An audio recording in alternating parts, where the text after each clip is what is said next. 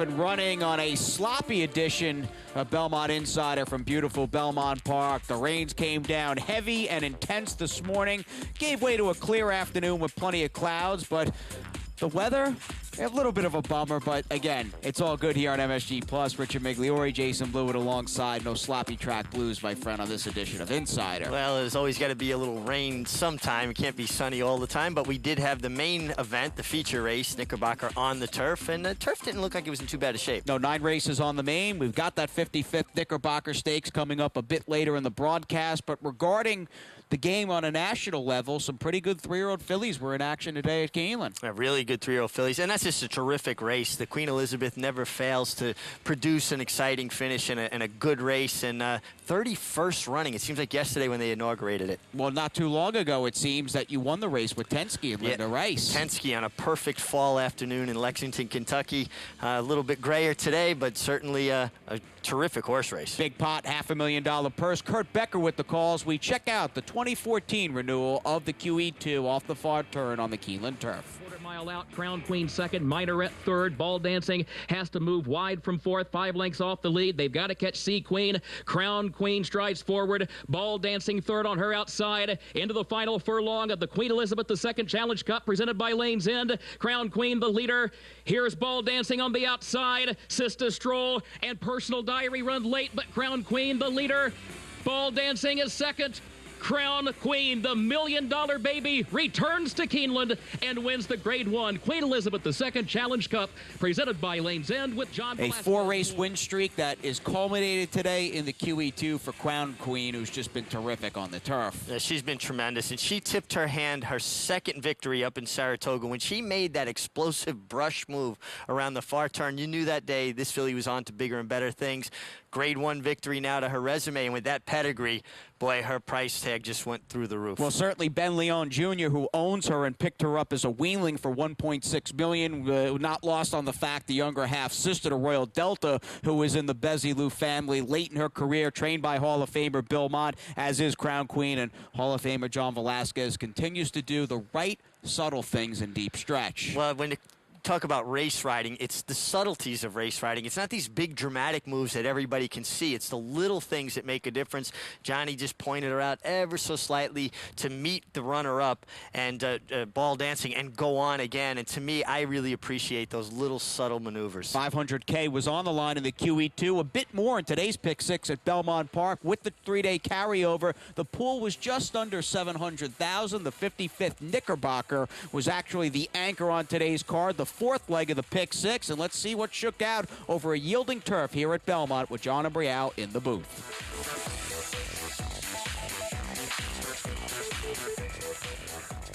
And they're off.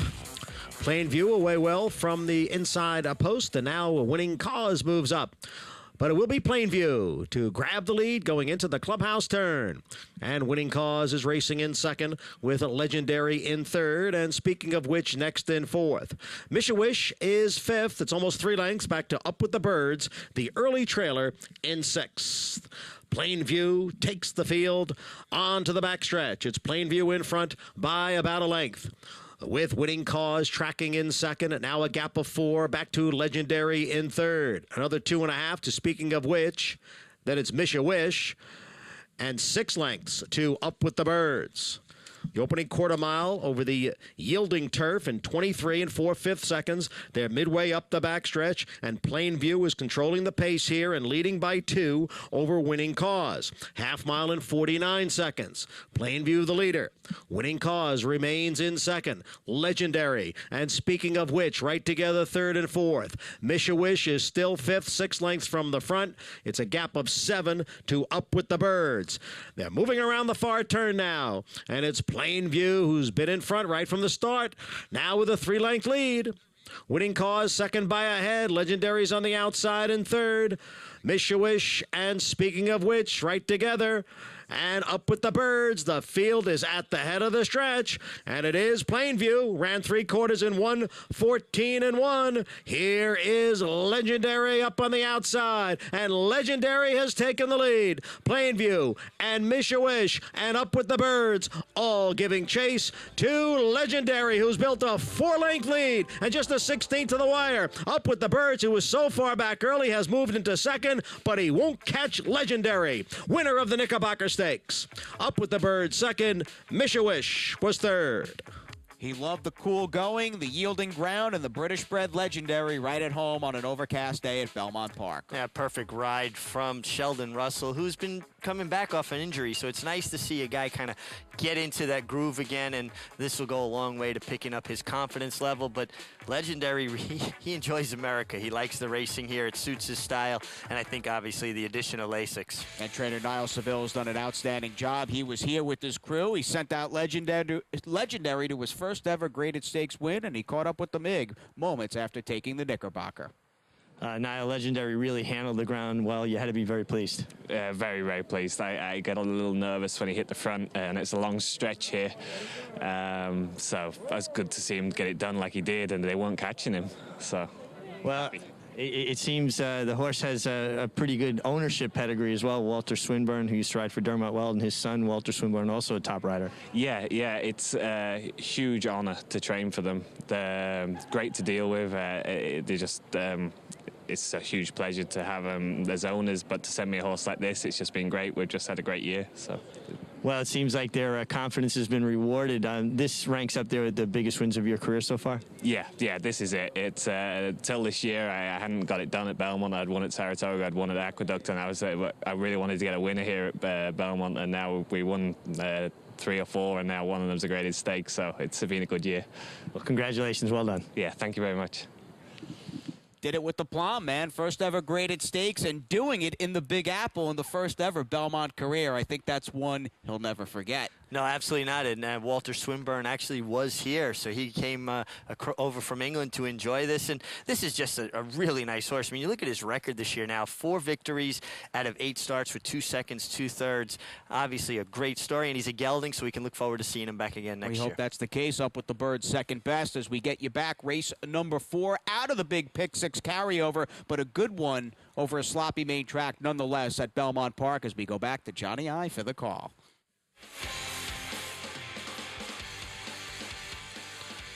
And they're off. Integrity from the outside. Don Dolce broke well. Past the dice, down at the rail with Dolly. Up the backstretch, Integrity with a narrow lead. Over past the dice, who's at the rail. Dolly in between those two in third. Don Dolce is now in fourth, and Pretoreo is the trailer. And the 5 of them head up the sloppy backstretch. Past the dice, at the rail, Integrity on the outside. The first quarter was running 23-4. Past the dice narrowly over Integrity, and Dolly sits just behind, racing in third. The 2 grays are at the back, Don Dolce and Pretoreo. The field heads for the far turn. Past the dice, holding on to that slim lead over Integrity. It's past the dice by a half length. Integrity continues to race in second. Dolly at the rail in third. On the outside is Don Dolce. Then a length and a half to Pretoreo. The half in 47 2/5 seconds. 3 furlongs to the wire now. And it is past the dice and Integrity. They continue to run 1-2. On the outside, Integrity. Past the dice, down at the rail. A break of 2 lengths to Dolly and Don Dolce. And then Pretoreo. The field heads for home now. Integrity battling it out here with past the dice. Dolly looking to slip through down at the rail. Don Dolce's on the outside and him with a chance. They're coming down for the 16th pole. Here comes Dolly up to challenge Integrity. Dolly and Integrity, and Dolly did it. Dolly the winner. Integrity was second. Then past the dice, Don Dolce and Preterea. Opening inside, Integrity had his hands full with Pass the Dice, and you know what? Dolly, well, in the right place at the right time, skimming the rail. Well, as many of Michael Dubb's horses are, in the right place, the right time. He manages horses so well. He claims horses with an idea going forward, and Dolly likes to run inside, get that perfect trip. Integrity a bit unlucky, got floated out and gave Dolly basically the easy pass. Now, Dolly was cross-entered in tomorrow's 8th race. Of course, that is the return, and we are anxiously awaiting the Florida Derby winner, Constitution, here at Belmont tomorrow. That race certainly got a lot easier, Constitution's return, because Dolly and two other horses, and Don Dolce and Preterea, ran in today's 4th race. But in talking about Michael Dubb, he originally had Dolly, lost him in a $75,000 claiming race at Saratoga, and took him back for $15,000. And this is a horse now has banked about $600K. Pretty amazing. Yeah, pretty amazing, and that's a pretty sweet deal. You take that any day of the week. But ultra consistent, and again, you see this time and time again. Michael Dubb employs several different trainers, and he seems to take horses with an idea of where they can excel, and that's what an owner and a trainer's job is to do, to set their horses up to succeed, not put them in positions to fail. Rudy Rodriguez, the winning trainer at Dolly, an excellent job all around. Integrity, a little snake bit in there for Chad Brown, who would also go on to finish second in the QE2. As we send it to break, we love talking about the game. It's always good to take a rest, though, and we'll do just that here on the Saturday edition of Belmont Insider. We've got slop, we've got soup, and we've got cash coming up, so stay with us.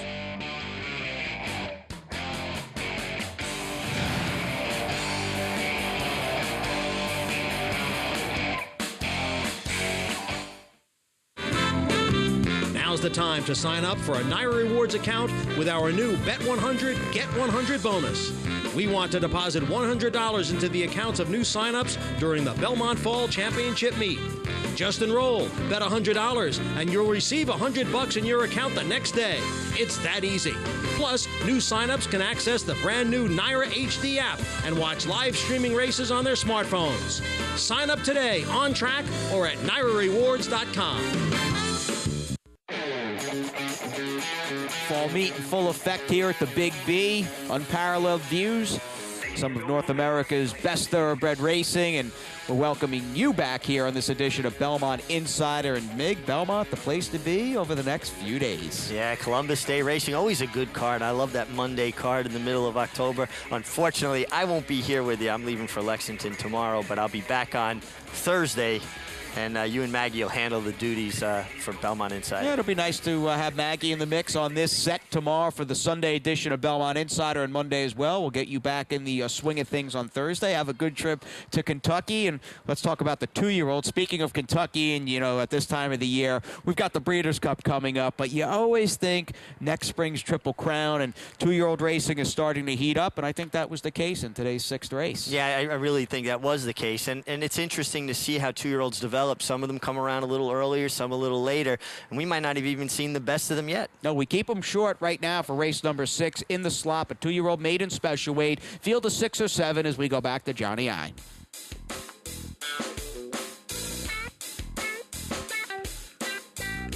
And they're off.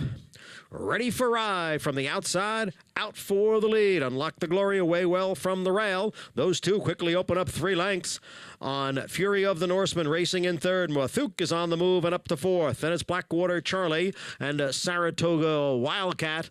And a big break now back to Kickoff, who is well behind the field in 7th. Ready for Rye has opened up on the turn. Ready for Rye with a 4-length lead after a quarter in 22-1. Unlock the Glory, Fury of the Norseman. Those two right together, 2nd and 3rd. And Mothuk is on the outside in 4th. Then 6 or 7 lengths back to Saratoga Wildcat and Blackwater Charlie, and another 4 to kick off. It's Ready for Rye. Mothuk on the outside. The half went in 45 1/5 seconds. Ready for Rye holding off Mothuk here. It's Ready for Rye in front by 4. Mothuk is 2nd, and Fury of the Norseman is 3rd. Ready for Rye, the big favorite at 1-2, and he wins in a big way here. And ran the 6 furlongs in the slop in 1 minute 9 4/5 seconds. Perhaps a sigh of relief is too strong a statement, but I'm sure many pick six players were pleased that Ready for Rye never had to break a sweat here, just cruising in the slop at 1-2 in the sixth. Yeah, Ready for Rye looked ready for anything as Moth took a big run at him, an $850,000 yearling purchase himself.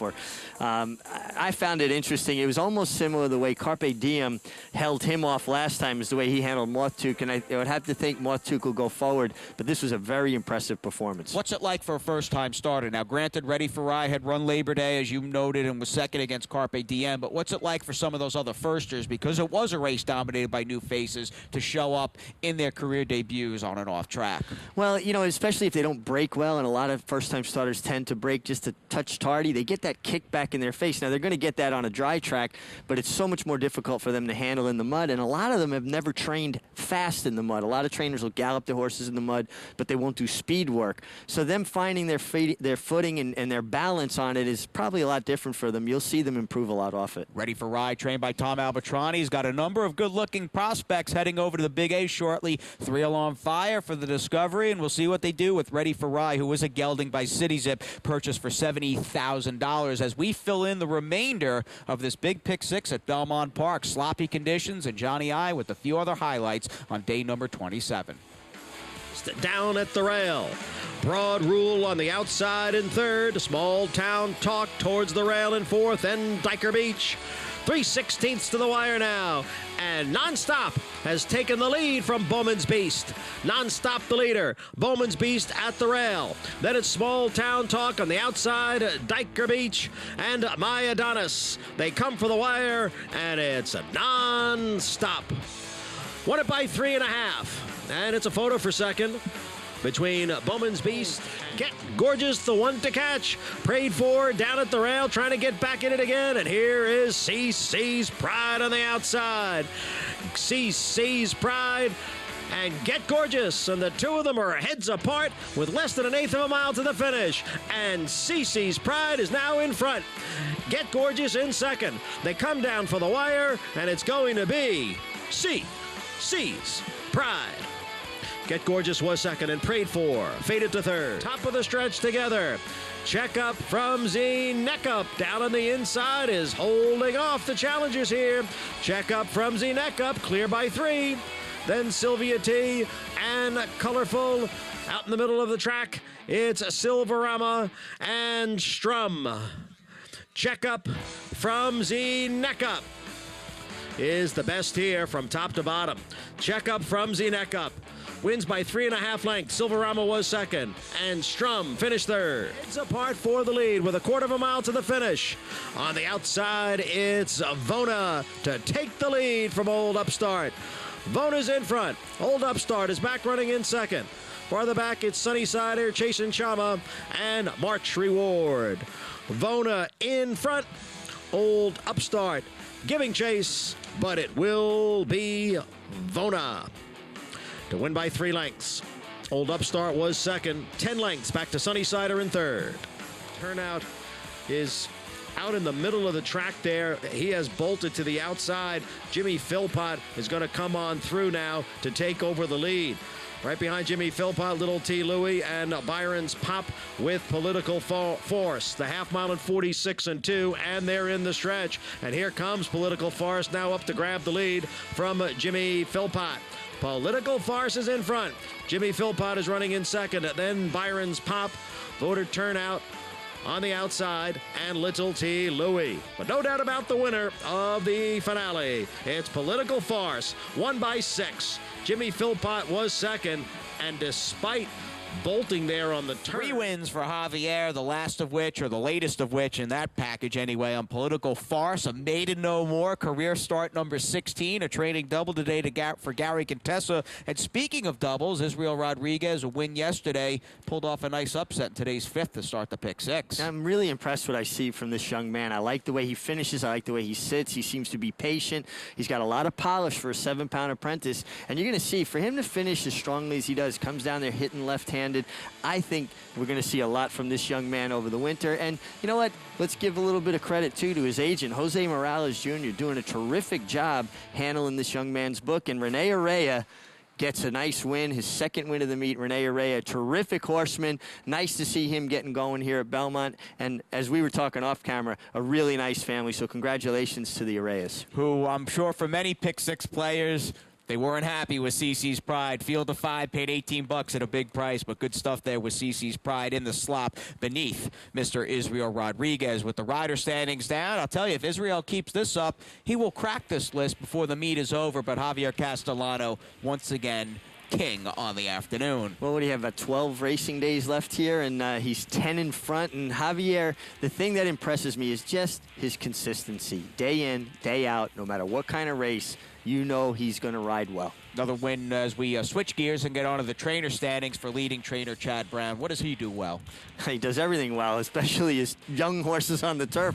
It seems like his 2-year-olds perform like just they've been racing their whole lives, but Chad certainly having a terrific year. His Saratoga was great, and he continued it on here at Belmont Park. And Michael Dubb continues to put up big numbers, runs a lot of horses, claims a lot of horses, runs a lot of maidens. We like that. And he walked away with a hat trick on a sloppy, chilly Saturday afternoon at Belmont Park. What about claims on the afternoon? I didn't look at any charts. Let's see. Were there any claims today? In fact, there were a handful, including Dolly, who you talk about Dubb losing him for 75, claiming him back for 15, winning what feels like a dozen races, and then they lose him today for 80 G's to Bruce Brown. That's a pretty strong move right there. And you know, when you see a horse get taken for 80,000, that's a pretty big number. So good luck for them. And Dolly certainly a consistent performer. And again, Michael Dubb, a guy that does his homework. I have a feeling Dolly might just be the kind of horse we see running in the better races, handicap races over in South Ozone Park throughout the winter on the inner track at the Big A. That's not Aqueduct. That's the famed ivy walls of Belmont Park and the famous tree in the paddock. We are back from beautiful Belmont after a final time out here on Belmont Insider.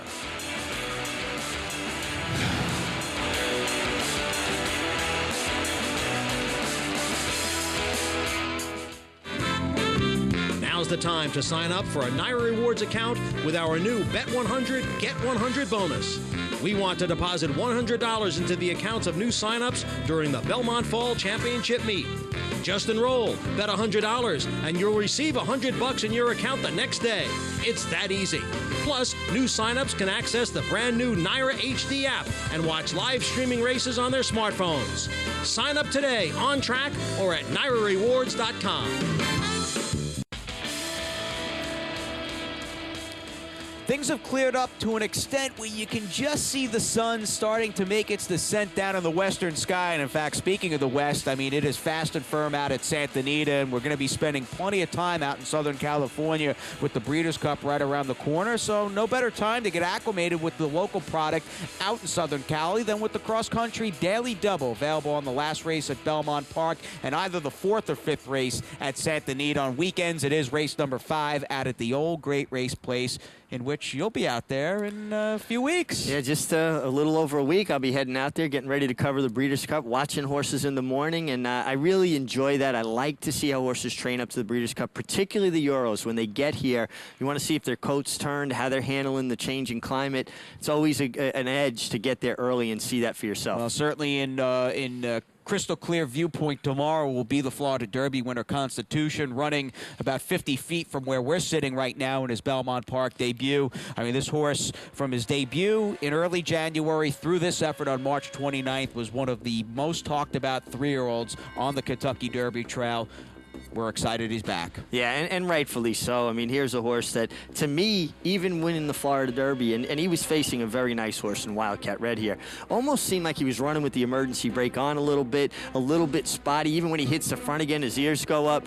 World of talent, and I think if he's matured at all, which you would have to think he has in that time, you're going to see a bigger, better version of Constitution tomorrow. What's it like getting on a potentially top-class horse off a layoff and even a slight injury? I mean, this guy had a hairline fracture, but in the frame mind of Javier or a jockey, what's it like getting back aboard in the paddock and riding one in a race? I think it has a lot to do, your mindset has a lot to do, I should say, with the trainer you're riding for. You know, you want to have confidence in that trainer. I don't think you can have any more confidence than anybody like Todd Pletcher. I mean, he's one of the best that's ever done it in any era, and you know they did the right thing. They took care of this horse before the problem became a big problem. He's probably going to be pretty tight with Todd at the helm.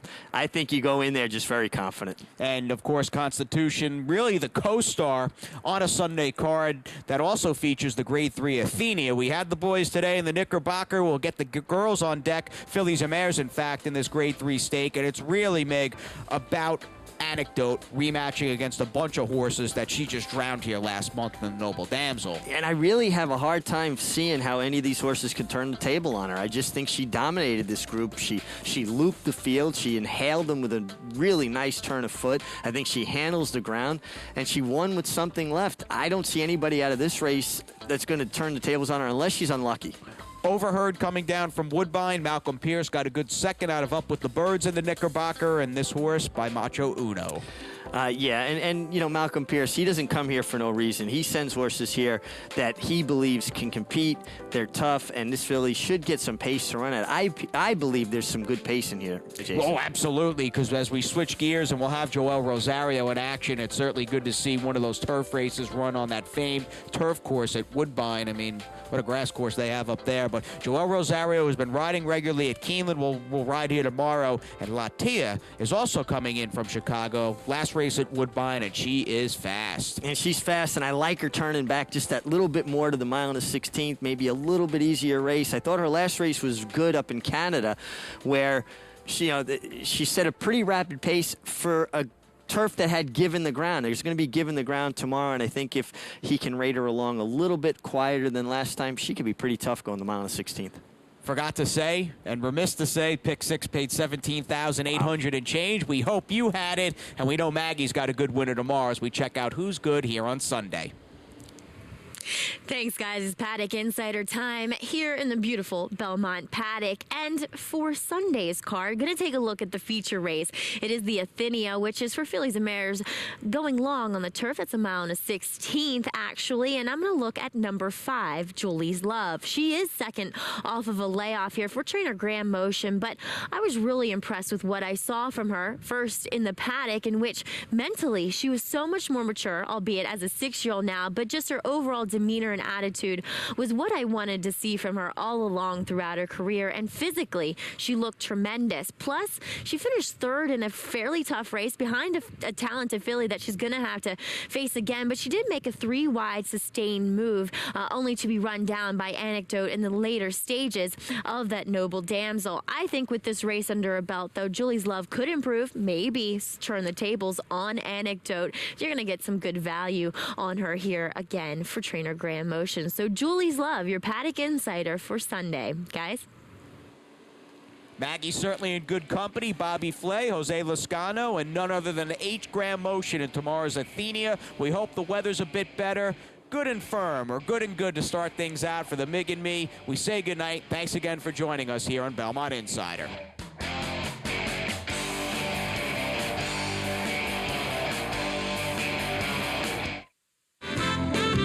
Now's the time to sign up for a Naira Rewards account with our new Bet 100, Get 100 bonus. We want to deposit $100 into the accounts of new signups during the Belmont Fall Championship meet. Just enroll, bet $100, and you'll receive $100 in your account the next day. It's that easy. Plus, new signups can access the brand new Naira HD app and watch live streaming races on their smartphones. Sign up today on track or at NairaRewards.com.